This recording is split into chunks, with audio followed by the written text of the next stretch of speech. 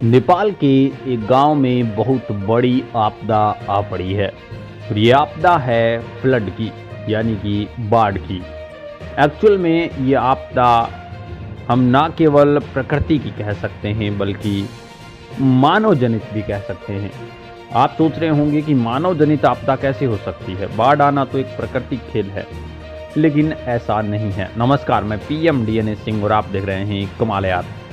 आपदा के बारे में तो पूरा जानेंगे, इसके साथ साथ आपको ये भी बताएंगे कि किस तरह से हमारी ही गलतियां जो कि हमें अब परेशान कर रही हैं, और अभी तक तो सिर्फ परेशान कर रही है, आगे आने वाले टाइम में ऐसा भी हो सकता है कि महाप्रलय आ जाए।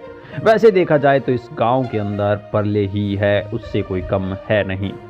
तो इसके बारे में पूरा जानेंगे, वीडियो के अंत तक बने रहिए। और अगर आप चैनल पर नए हों तो चैनल को सब्सक्राइब करके बेल आइकन दबा लीजिए ताकि आपको पूरा अपडेट भी सबसे पहले मिल सके। चलिए वीडियो को शुरू करते हैं। एवरेस्ट के नीचे बसे हुए थमे गांव में भयानक आपदा आई है। एकदम केरल के यहाँ पे वायनाड जैसी आपदा कह सकते हैं।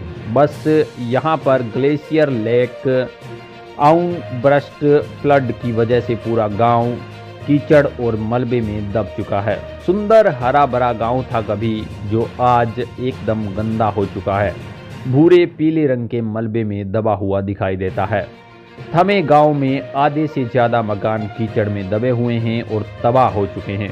तो आप सोच सकते हैं कि इन लोगों का जीवन अब किस तरह से बिगड़ा है। नेपाल के प्रसिद्ध गांव सरेपा के गांव में कह सकते हैं हम, सरेपा जो कि माउंट एवरेस्ट पर चढ़ने वाले व्यक्ति हैं। गांव में थमे भयानक आपदा आई है, और जैसे केरल के अंदर वायनाड में आई थी, यहाँ पर एवरेस्ट पहाड़ की तरफ अचानक से फ्लैश फ्लड आई, और माना जा रहा है कि ये किसी ग्लेशियर लेक आउटबर्स्ट फ्लड यानी कि ग्लोफ की वजह से आई है, यानी कि ग्लेशियर के पिघलने की वजह से आई है। थमे एवरेस्ट पर सबसे पहले चढ़ने वाले यहाँ पे सरेपा तेंजिंग ग्रेन का गांव है। वहीं पे इस गांव में आधे से ज़्यादा घर कीचड़ में दब चुके हैं। पानी का तेज बहाव है। सोशल मीडिया पर जो वीडियो आ रहे हैं वो बेहद भयानक और डरावने हैं।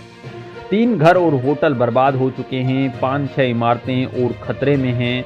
और सेलूखुंब में डीएसपी दिवरिका प्रसाद घमीरे ने कहा है कि राहत एवं बचाव के लिए कार्य किया जा रहा है।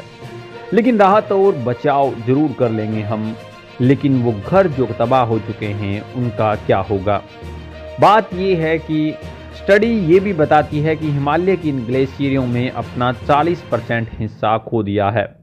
28,000 वर्ग किलोमीटर से घटकर अब 19,600 किलोमीटर रहा है ये हिस्सा जहां पर ग्लेशियर जमे होते हैं। इस दौरान इस ग्लेशियर में 390 क्यूबिक किलोमीटर से 590 क्यूबिक किलोमीटर बर्फ खो चुकी है।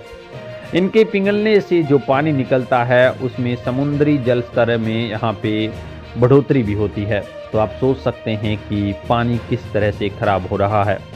अब आपको बताता हूँ कि किस तरह से ये मानवीय कारण है। ग्लोबल वार्मिंग इसका सबसे बड़ा कारण है। आप पिछले दिनों में देखोगे तो कोल्ड डे बहुत कम आते हैं, यानी कि सर्दी के दिन, और सर्दी के दिन पहले जितने आते थे उतने नहीं आते। तो इसका मतलब ये हुआ कि गर्मी बढ़ चुकी है। गर्मी बढ़ने की वजह से ग्लेशियर पिघलते हैं, और ग्लेशियर पिघलने की वजह से ये नीचे आना शुरू हो जाते हैं, और कुछ इसी की वजह से कहीं न कहीं ये आपदा हमारे तक आती है। ये आपदा आज तो कीचड़ बनकर या फिर फ्लड बनकर आई है।